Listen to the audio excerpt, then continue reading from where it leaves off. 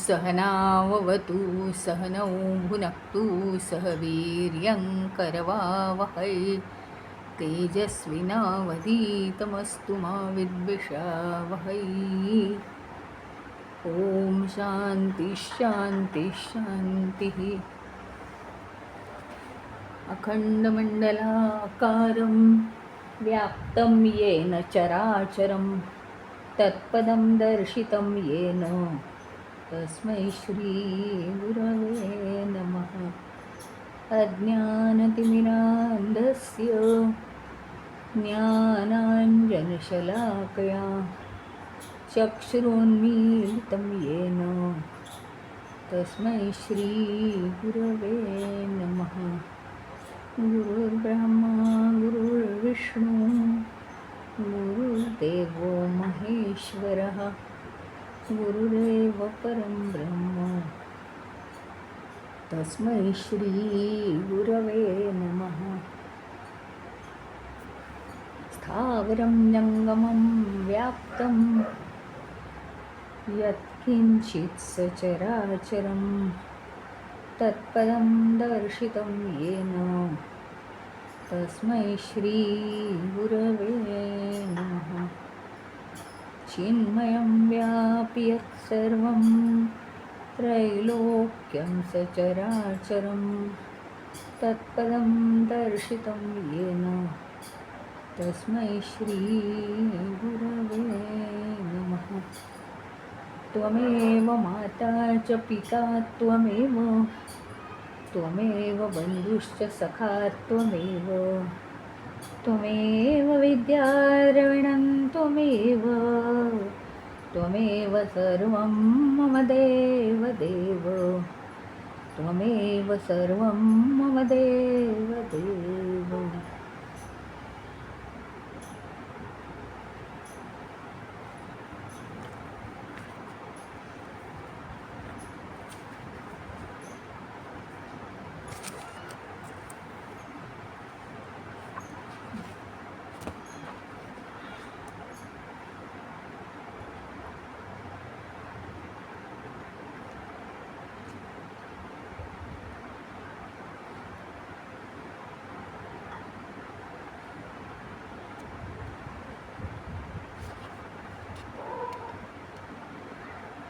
जीव जीवत्व जीवीचे आहे, भेटीविण भेटे आत्मतत्व स्वये।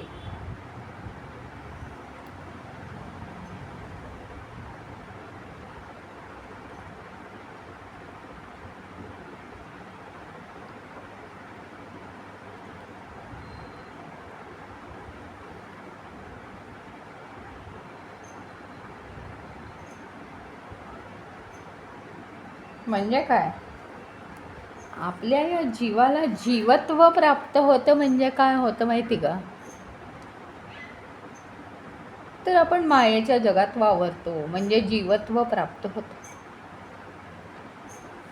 म्हणजे जीवपण प्राप्त होतं। आपण नेहमी शब्द वापरतो, वेडेपणा करू नकोस, तसा जीवपणा येतो आपल्याला। संसाराच्या दुनियेत वावरत असताना आपण सत्यापासून लांब जातो आणि देहाच्या, मनाच्या, अहंकाराच्या पातळीवर आपण जेव्हा वावरतो आणि खोट्या मीला आपण मी म्हणतो, यापैकी देह, मन किंवा अहंकार या तिन्ही गोष्टींपैकी मी नाहीच आहे कोणी, तरी त्याला आपण मी म्हणतो। याला म्हणतात जीवपणा येणं, वेडेपणा, मूर्खपणा, शहाणपणा, त्याच्याप्रमाणे जीवपणा येतो। मग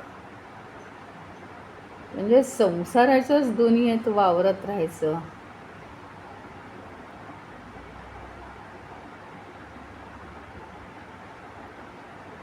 आणि जो खोटा मी आहे त्याला मी म्हणायचं.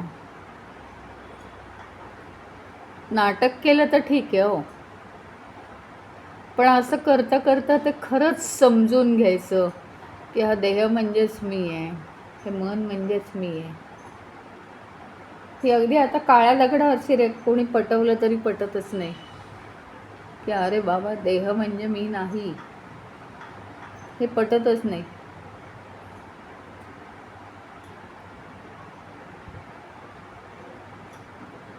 आधी अज्ञान झालं, मग विपरीत ज्ञान झालं, आणि आता काळ्या दगडावरची रेख झाली की देह म्हणजे मी म्हणजे मीच. नुसतं अज्ञान झालं तर काही हरकत नसते, पण विपरीत ज्ञान झालं तर त्या विपरीत ज्ञानातून कोणी आपल्याला बाहेर काढू शकत नाही.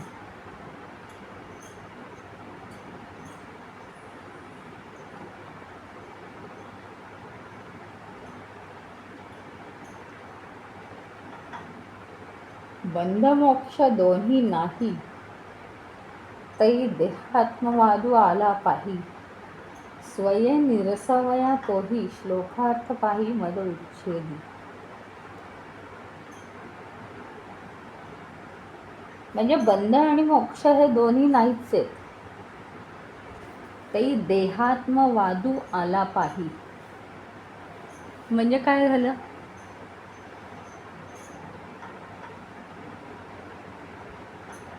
एक गोष्ट कोणती तरी असत्य आहे असं नाही.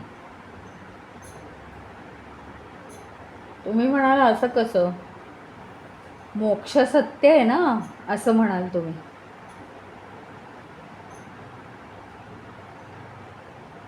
एक गोष्ट सत्य असेल तर दुसरी सत्य आहे, एक गोष्ट खोटी असेल तर दुसरी पण खोटी आहे.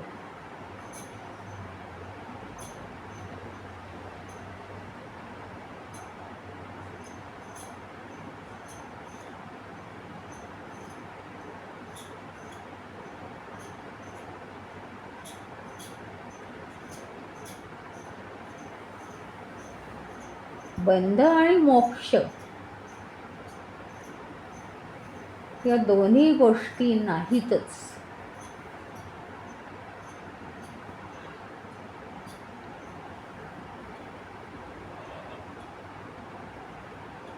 बंध ही पण एक कल्पना आहे, मोक्ष ही पण एक कल्पना आहे.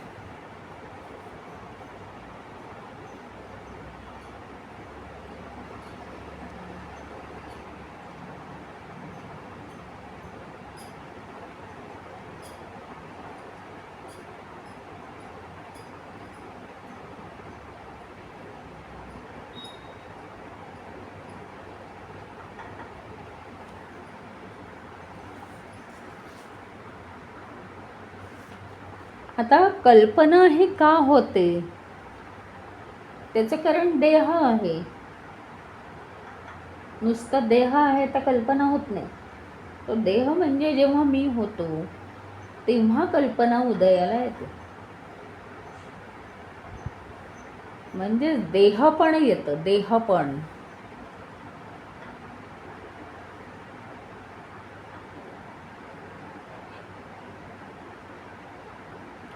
विषय थोडा थोडा क्लिअर करत चाललेले आहेत.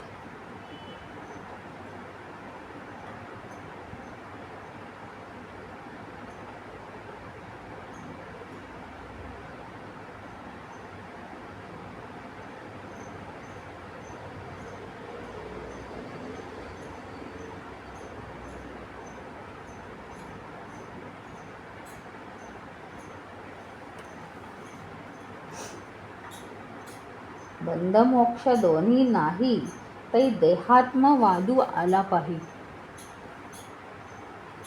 ज्याला देह आहे, तुम्ही म्हणाल सगळ्यांनाच देह आहे, बरोबर.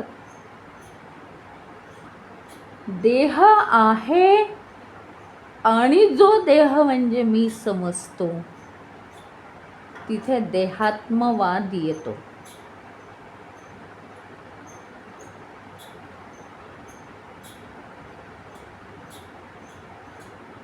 हा देह कसा आहे, हा देह म्हणजे मी आहे.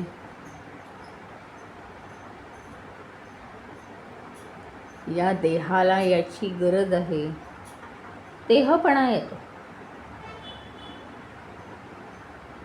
आणि देहपणा पायी केवळ सगळ्या गोष्टींची कल्पना केली जाते.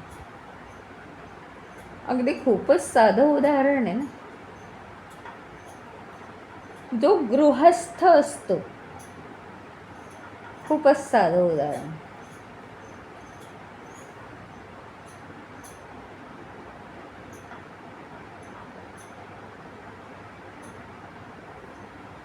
जो गृहस्थ असतो त्याची वृत्ती काय असते की हां, इथे हे मिळतंय, इथे हे स्वस्त मिळतं, पोराबाळांना, फॅमिलीला त्याचा उपयोग होईल, घेऊन ठेवू.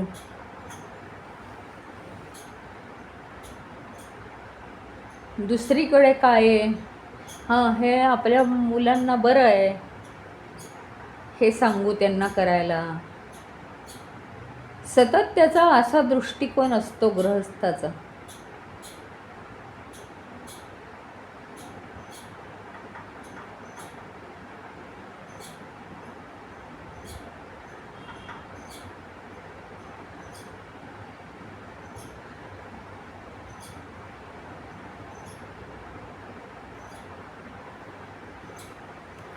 काहीतरी गोळा करण्याची त्याची वृत्ती असते, जो गृहस्थी असतो. आणि जो गृहस्थी नसतो त्याला वाटतं आपल्याला काय करायचंय.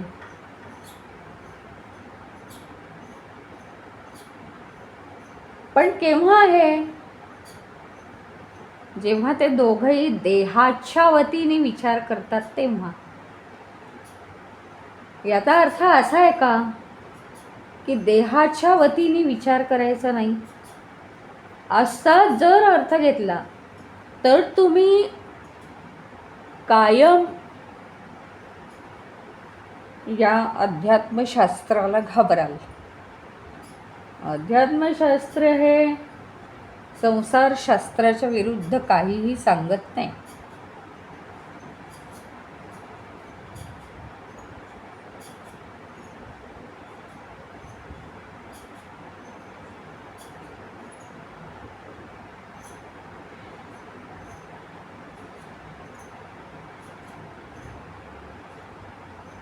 पण काय आहे, देह म्हणजे जर मी असेल तर देह पण येतं माणसाला. आणि देह पण आलं की मग सगळंच आलं. म्हणजे बंध आलेच. आता हे उदाहरण आपण खूप सौम्य घेतलं की एखादा जो हा असतो, संसारी मनुष्य असतो, त्याला सगळं गोळा करायचं असतं, कलेक्शन. कारण त्याला फॅमिली आहे.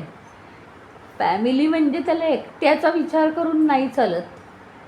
अमक्यासाठी हे बरोबर आहे, तमक्याला हे पाहिजे आहे, अच्छा इथे हे फ्री मिळतं का, मग हे बरं आहे माझ्या त्या लहान मुलाला, असा तो विचार करतो.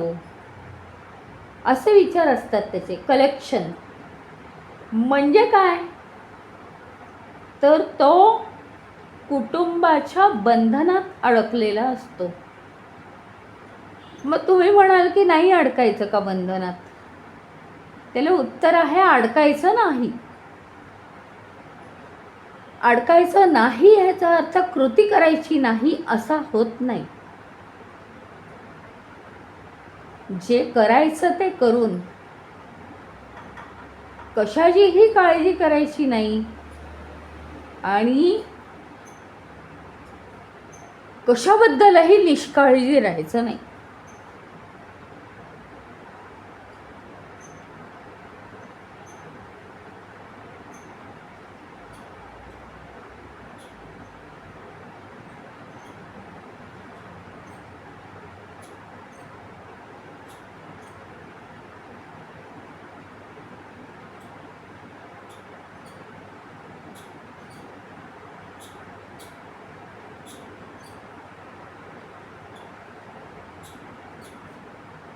त्यामुळे जर बंध, आपण परवा या विषयावर विचार केला की मोक्ष हा जो आहे, तर मोक्ष पाहिजे असा जर अट्टाहास ठेवला तर मोक्ष पाहिजे हा विचार सुद्धा बंद होतो. आता त्याच्या पुढची स्टेप आहे की बंध म्हणजे आपली वृत्तीसारखी एकेका गोष्टीला बांधून राहणं. वा, काय गुलाबाचा रंग आहे नाही, झालं, बंद आला तिथे. मग असं म्हणायचंच नाही का असं तुम्ही म्हणाल. त्याच्यात एक कला आहे म्हणण्यामध्ये, जगण्यामध्ये एक कला आहे. तुम्हाला एक उदाहरण देईन मी की हनुमान जेव्हा 100 योजन समुद्रावरून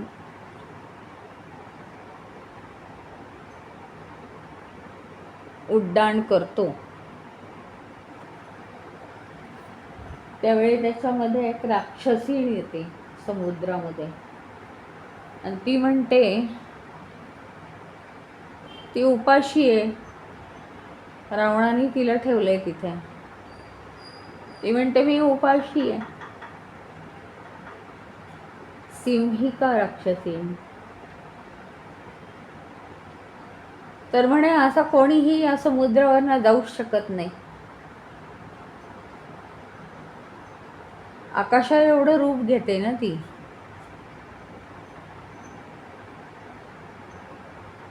मारुतीला सांगते की तू माझ्या मुखामध्ये जा, माझ्या मुखामध्ये गेल्याशिवाय कोणीही या समुद्रावरून पास होऊ शकत नाही. म्हणजे त्याचा अंतच होतो थोडक्यात. मारुती काय म्हणतो,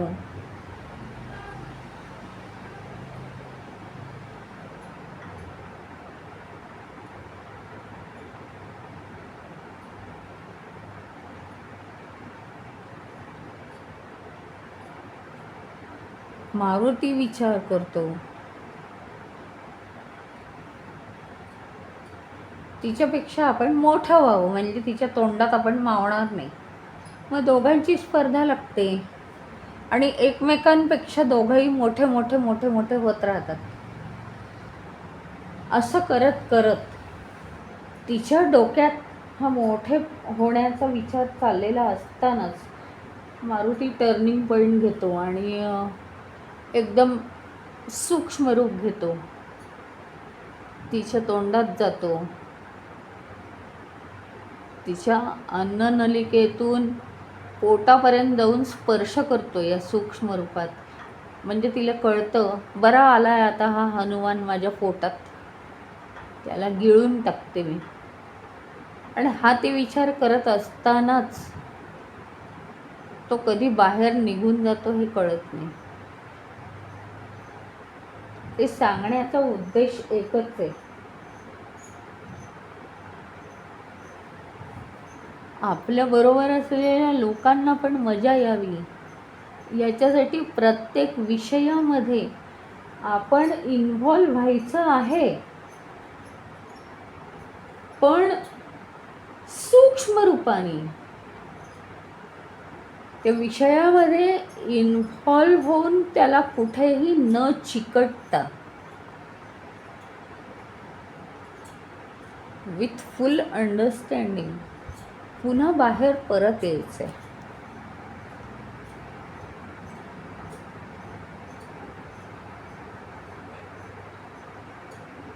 ही आहे जगण्यातली कला. नाही म्हटलं तर प्रत्येक कर्मामध्ये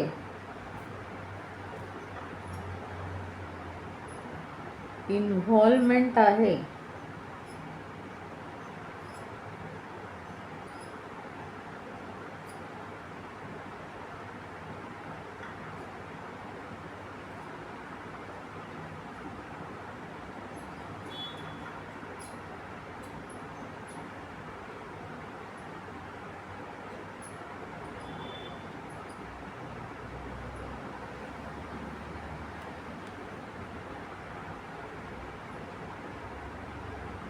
त्यामुळे जर बंध होत असेल, कोणताही विचार कट्टरतेने करणं म्हणजे बंध. मग तो मोक्षाचा विचार करा, बंध न होण्याचा विचार करा, काही करा, पण सातत्याने तो विचार केला अट्टाहासाने तर तो बंधालाच कारणीभूत ठरतो.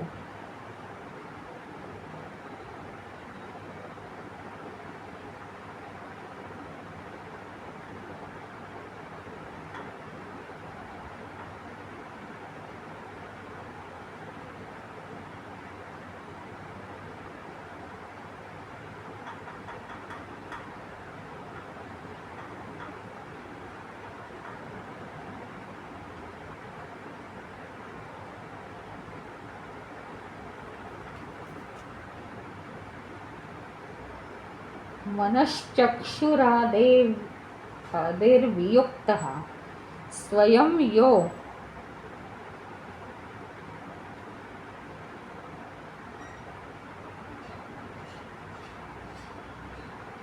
मनश्चक्षुरादेरगम्यस्वरूपः स नित्योपलब्धिस्वरूपोऽहम् आत्मा.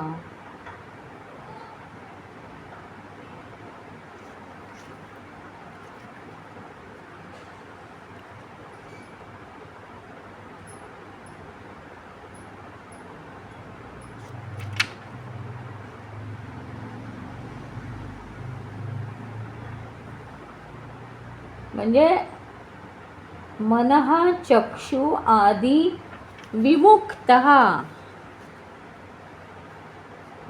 सगळी ज्ञानेंद्रिय, चक्षु वगैरे म्हणजे डोळे,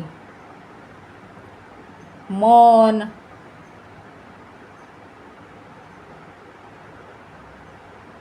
हे सगळं त्याला पण आहे, पण तो काय आहे, जो या सगळ्यापासून मुक्त आहे, म्हणजे साक्षीभावाने बघतो आहे.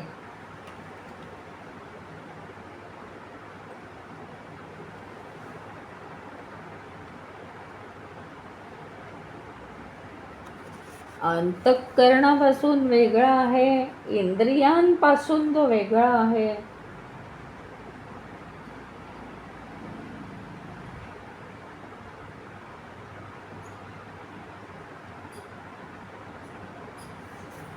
का बरं तो वेगळा आहे? कारण डोळे फक्त पाहू शकतात, डोळे ऐकू नाही शकत. कान फक्त ऐकू शकतात, पाहू नाही शकत. एक एक जे इंद्रिय आहे त्याची ताकद लिमिटेड आहे. आणि मी म्हणजे काही लिमिटेड नाही, मी अपूर्ण नाही, मी परिपूर्ण आहे.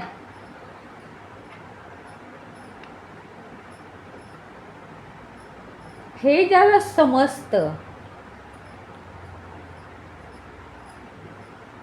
आणि तो या सगळ्या इंद्रिय वगैरे ह्यांच्यापासून वेगळा आहे,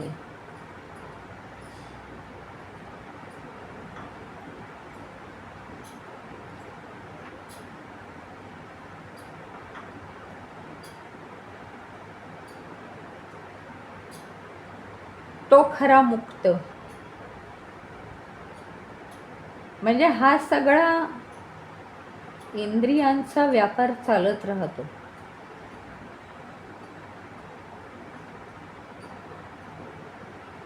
डोळे बघतात, पण तो त्यापासून अलिप्त असतो. कान ऐकतात, अलिप्त असतो, याचा अर्थ तो ॲक्शन घेत नाही असं नाही. संसारी दुनियेत जे वागायचं ते तो वागतो, जी ॲक्शन करायची ती तो करतो. पण तरीही त्या हनुमंताची गोष्ट का सांगितली, या संसारी दुनियेमध्ये मी हे करतो असा मी जो आहे तो आपल्या खोट्या मीचा आकार मोठा करणारा आहे. तो आकार इतका मोठा होतो की शेवटी जितका आकार मोठा तितकं सगळं ढोबळशास्त्र आणि जितका आकार लहान तितकं सगळं सूक्ष्मशास्त्र असतं.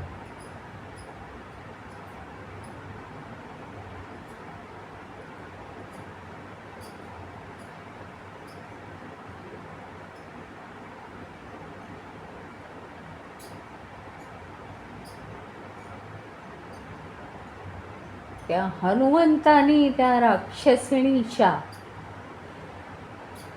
तोंडात तर जायचं आणि तिची जी अट आहे ती पूर्ण करायची. काही वेगळं नाही आहे. तशी माया ही मोठी राक्षसीण आहे. मायेच्या तोंडात जायचं पण सूक्ष्म रूपाने जायचं आणि त्या मायेला कळाय न कळायच्या आतच बाहेर निघून यायचं. आपण सगळं दिवसभरात करायचं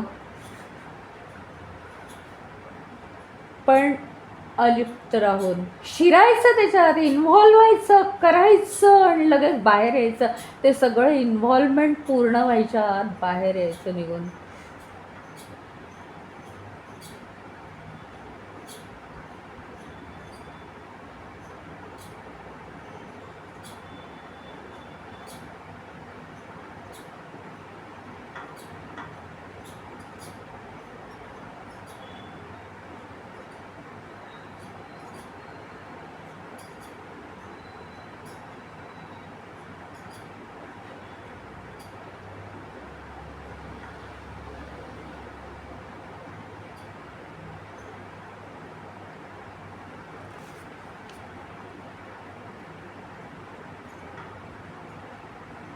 मनश्चक्षु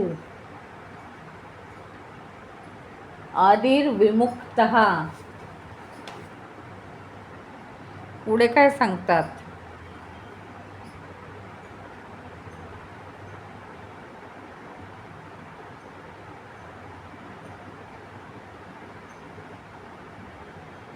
मन फक्त विचार करू शकतं, बाकी काही नाही करू शकत. या सगळ्यांपासून वेगळा जो आहे, जो फक्त जाणला जाऊ शकतो,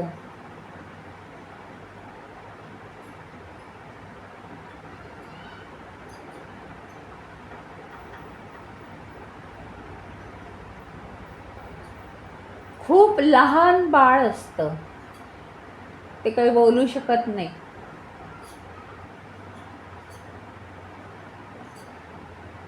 लहान बाळ बोलू शकत नाही, नुसतं रडतं.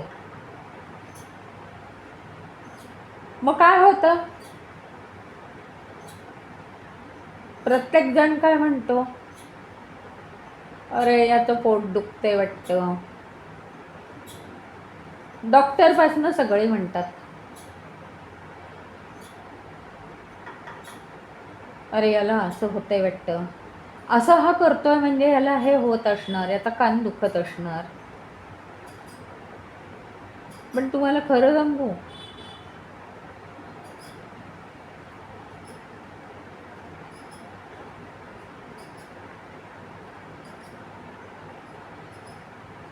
इतर सामान्य माणसं आहेत ना, ती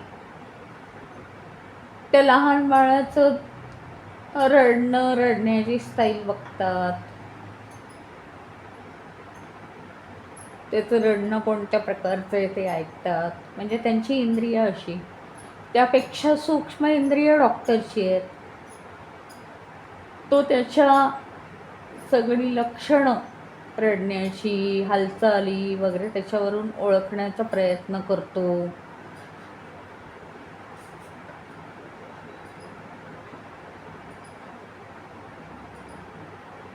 पण आई जी आहे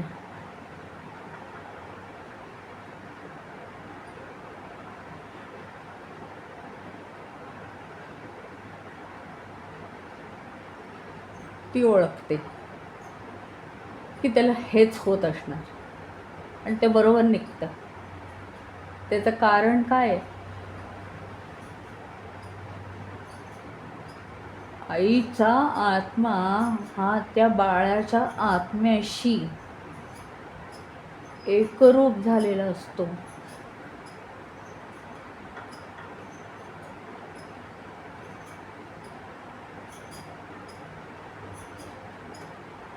तंतोतंत जुळलेला असतो.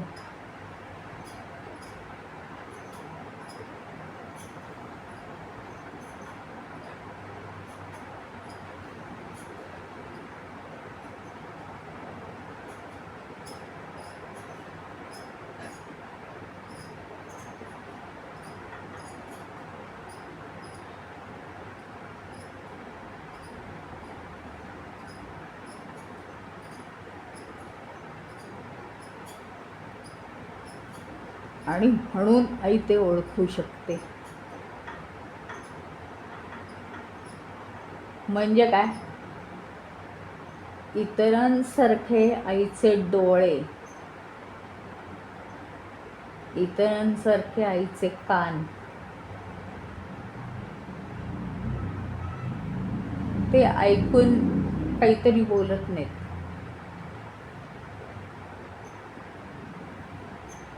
त्याचं कारण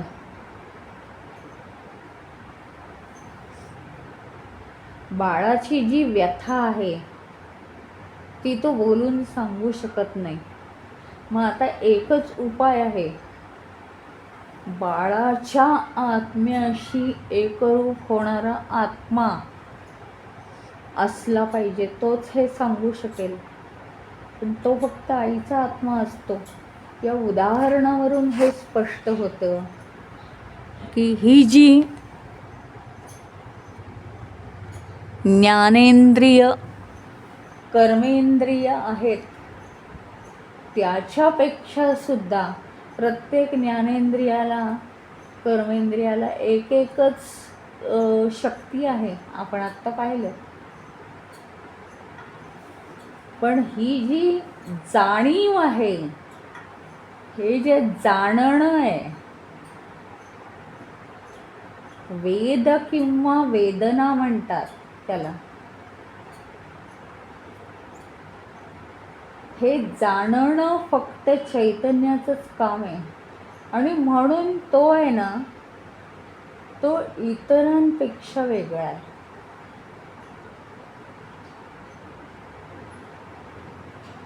हे या आचार्यांच्या मंत्रामध्ये सांगितलेलं आहे.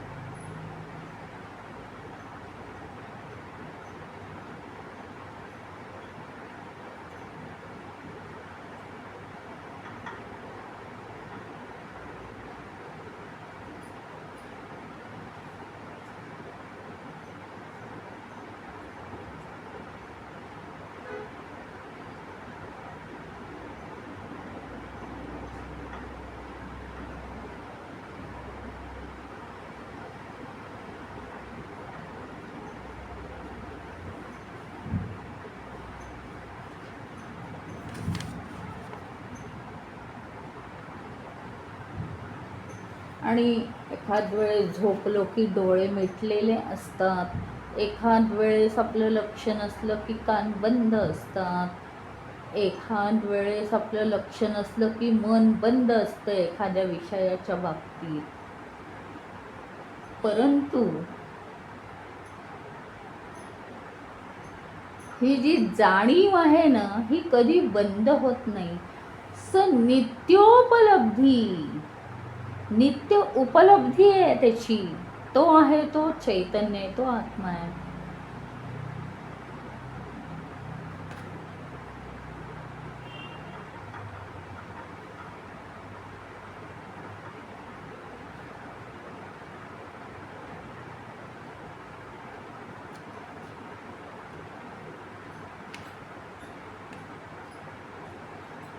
आणि जी नित्य उपलब्धी आहे, स्वरूप हा अहम,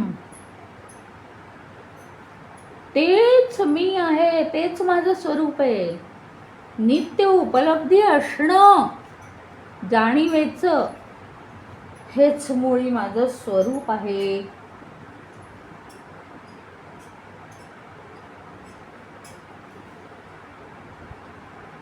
मनःशब्दे अंतःकरण, चक्षुशब्दे इंद्रिय जाण, यासी याहुन आत्मा नित्य भिन्न, तेही लक्षणावधारी.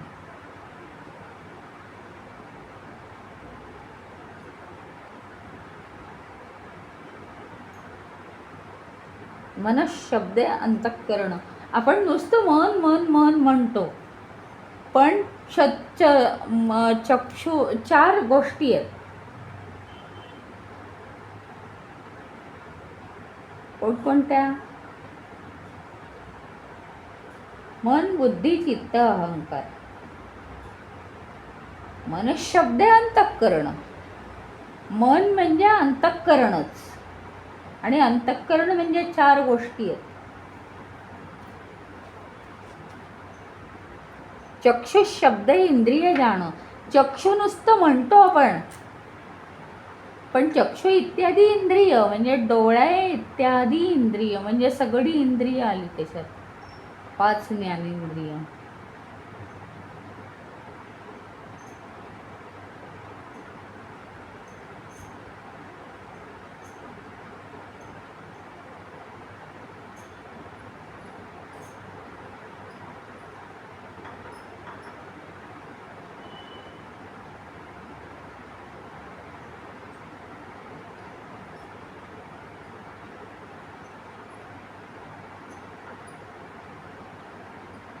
मन म्हटलं की सगळी इंद्रिय आली, अंतःकरण आलं. चक्षु म्हटलं की सगळी इंद्रिय आली, आणि या सगळ्यापेक्षा आत्मा वेगळा आहे. या सगळ्यापेक्षा जे वेगळं आहे लक्षण दिसतंय, की जी जाणीव आहे, सतत उपलब्ध होणारी जाणीव. म्हणजे काहीही झालं, अगदी फार वाईटातलं वाईट उदाहरण काय देतात माहिती का संत लोक, की एखाद्या ॲक्सिडेंटमध्ये एखादा हात गेला तरी मी आहेच, एखादा डोळा गेला तरी मी आहेच. म्हणजे इंद्रिय किंवा काही जाईल, पण मी असणं ही जी जाणीव आहे ती कायम राहते. आणि ती जी जाणीव आहे, किंवा मी बालपणी पण होतो, तरुणपणी पण होतो, आणि म्हातारपणी पण आहे, ही जी जाणीव आहे सततची जाणीव. आणि मी होतो हे कशावरून माहिती आहे? मी सगळं सांगू शकीन. तरुणपणातल्या 4 गोष्टी सांगू शकीन, शाळेच्या वयातल्या 4 गोष्टी सांगू शकीन, कारण मी उपलब्ध होतो ना तेव्हा. माझा प्रेझेन्स तेव्हा पण होता. म्हणजे सगळ्या माझ्या अवस्था बदलतायत, पण माझी नित्य उपलब्धी आहे. मी सगळ्यांमध्ये प्रेझेंट आहे. त्याच्यामुळे मी सगळे विषय सांगू शकतो, कोणकोणत्या अवस्थेत काय काय झालं होते.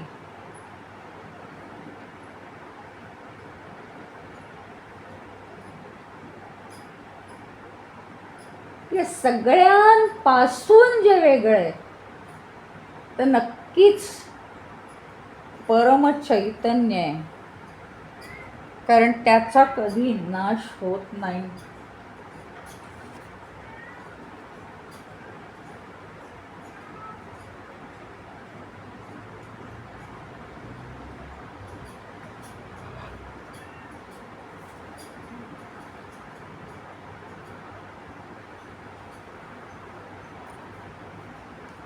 बराच याच्यावर विचार केलेला आहे, तो आता आपण उद्या बघूया.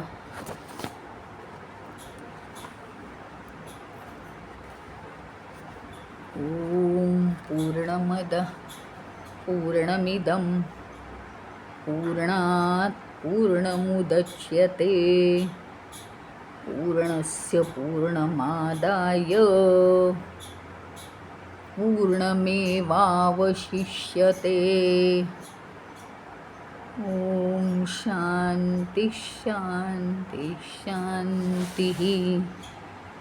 हरि ओम. श्री गुरुभ्यो नमः. हरि ओम.